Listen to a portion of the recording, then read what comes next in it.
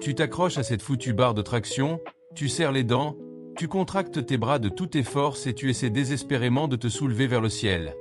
Pourtant, malgré toute ta bonne volonté et l'énergie que tu y mets, ton corps refuse catégoriquement de monter de plus de quelques malheureux centimètres, te laissant suspendu comme un poids mort sous le regard des autres. C'est une situation extrêmement frustrante, presque humiliante, que connaissent des milliers de débutants et de pratiquants intermédiaires en musculation à travers le monde. La vérité est que la majorité des gens finissent par abandonner définitivement cet exercice exceptionnel simplement parce qu'ils n'arrivent pas à réaliser leur toute première répétition sans aide. Autour de toi, on te répète sans cesse que tu manques cruellement de force brute dans les bras, ou alors que tu es tout simplement trop lourd et qu'il te faut d'abord perdre du poids avant d'espérer monter. Mais la réalité est bien différente de ces conseils superficiels, et aujourd'hui, nous allons briser ces mythes une bonne fois pour toutes pour débloquer ton potentiel. Si tu es actuellement bloqué au sol sans pouvoir décoller, ce n'est généralement pas un problème de force brute, mais un grave défaut d'activation musculaire et de connexion entre ton cerveau et ton dos que tu peux commencer à corriger dès ta prochaine séance. Pour comprendre pourquoi tu n'arrives pas à monter, il faut d'abord analyser la plus grande erreur commise par la quasi-totalité des débutants qui s'essaient aux tractions pour la première fois. Lorsque tu t'accroches à la barre avec l'unique objectif de monter ton menton au-dessus, ton premier réflexe est de tirer frénétiquement en utilisant uniquement la force de tes mains, de tes avant-bras et de tes biceps. Le problème majeur, c'est que tes bras sont de tout petits muscles par rapport à l'immense bloc musculaire que représente ton dos, et ils s'épuisent ou se bloquent presque instantanément si tu leur imposes de soulever l'intégralité du poids de ton corps à la force du poignet. En voulant monter à tout prix sans réfléchir à ta posture, tu enroules inconsciemment tes épaules vers l'avant, ton torse se recroqueville, ton cou disparaît complètement et ton dos reste totalement plat et passif.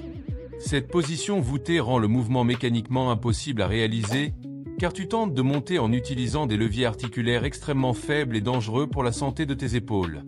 Pour réussir une traction parfaite, tu dois impérativement arrêter de penser avec tes mains et apprendre à initier chaque répétition avec tes omoplates et les grands muscles de ton dos. C'est ici qu'intervient le secret le mieux gardé des athlètes professionnels, un concept fondamental que l'on appelle la dépression scapulaire, et qui va littéralement transformer ta façon de t'entraîner. Pour débloquer ta toute première traction, la première étape non négociable consiste à maîtriser le mouvement d'abaissement des omoplates avant même de commencer à fléchir les coudes. Imagine-toi suspendu à la barre, les bras parfaitement tendus et le corps immobile, sans essayer de monter. Le jeu consiste alors, sans plier les bras le moins du monde, à éloigner activement tes oreilles de tes épaules en enfonçant tes omoplates fermement vers le bas et vers l'arrière, comme si tu voulais les glisser dans tes poches de pantalon. Ce tout petit mouvement de quelques centimètres seulement a un impact gigantesque, car il permet de recruter et d'activer instantanément le grand dorsal, les rhomboïdes et le bas des trapèzes, des muscles infiniment plus puissants que tes pauvres biceps. En maîtrisant cette connexion neuromusculaire, tu passes d'un exercice où tu subis ton poids à un exercice où tu domines la structure de ton corps. Pour t'aider à visualiser et à appliquer la trajectoire parfaite lors de ta montée, oublie complètement l'idée de te tirer vers le haut ou de vouloir rapprocher ton menton de la barre à tout prix. Pense plutôt à un mouvement de poussée vers le bas en imaginant que tu essaies de donner un coup de coude violent vers le sol, ou que tu cherches à enfoncer tes coudes directement dans tes poches arrière. Lorsque tu appliques cette consigne visuelle simple, ton buste s'ouvre naturellement, tes épaules se positionnent en arrière, ton torse se bombe fièrement vers la barre et ton dos se contracte de manière optimale. La barre ne doit pas être une cible pour ton menton, mais plutôt une cible pour le haut de ta poitrine que tu dois essayer de projeter vers le plafond. Si tu t'efforces d'appliquer cette technique mais que tu te rends compte que ton corps refuse toujours de décoller d'un millimètre, ne panique surtout pas, car il existe un chemin progressif et scientifique pour construire ta force sans jamais détruire ta technique. La première étape de notre plan d'action pour bâtir une force herculéenne consiste à utiliser la puissance de la phase excentrique, plus communément appelée la technique des tractions négatives. Puisque ton corps n'est pas encore capable de générer assez de force pour se soulever de bas en haut, nous allons lui apprendre à résister efficacement à la gravité de haut en bas. Pour cela, utilise un banc ou fais un petit saut dynamique pour te placer directement en position haute, le menton bien au-dessus de la barre et la poitrine fièrement bombée. Une fois stabilisé dans cette position de force, ton objectif va être de redescendre le plus lentement et le plus régulièrement possible, en contrôlant chaque centimètre de la descente pendant une durée minimale de 5 secondes complètes. Tu dois résister activement à la chute jusqu'à ce que tes bras soient à nouveau totalement tendus en bas du mouvement, sans jamais relâcher la tension brusquement.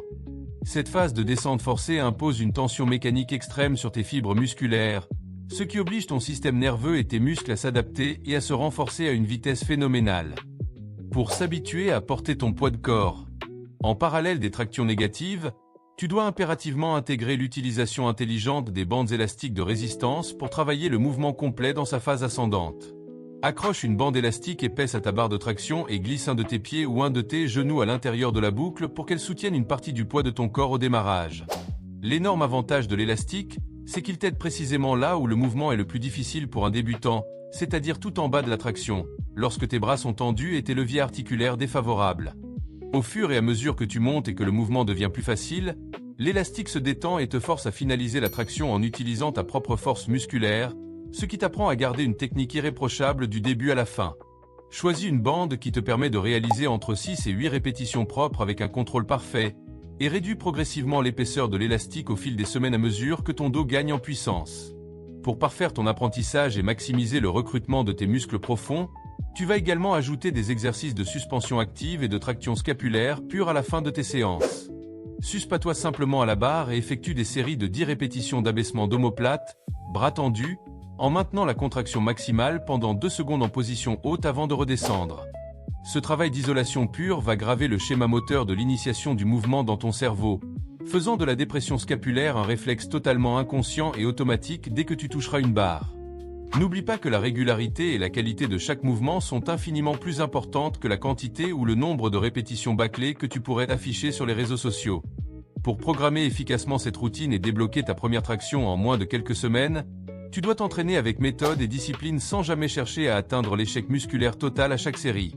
Planifie 2 à 3 sessions de travail spécifiques des tractions par semaine, en laissant toujours au moins 48 heures de repos complet entre chaque entraînement pour permettre à tes fibres musculaires de se reconstruire plus fortes. Lors de chaque séance, commence par effectuer 3 séries de 5 répétitions de traction négative lente de 5 secondes, puis enchaîne avec 3 séries de 6 à 8 répétitions assistées à l'élastique, et termine par 2 séries de 10 tractions scapulaires pures. Reste concentré sur la connexion entre ton esprit et tes muscles, sens ton dos s'ouvrir et se contracter à chaque seconde du mouvement, et refuse d'arrondir le dos ou de rentrer les épaules pour tricher.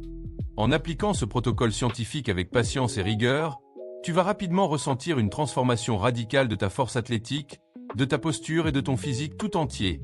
Tu cesseras de voir la barre de traction comme un obstacle insurmontable et frustrant pour la considérer enfin comme un outil de progression et de puissance absolue que tu maîtrises à la perfection.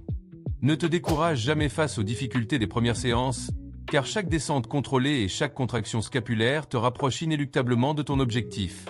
C'est en construisant cette fondation solide, étape par étape, que tu vas transformer ton corps de manière visible, débloquer ta toute première traction parfaite, et libérer l'athlète puissant qui sommeille en toi.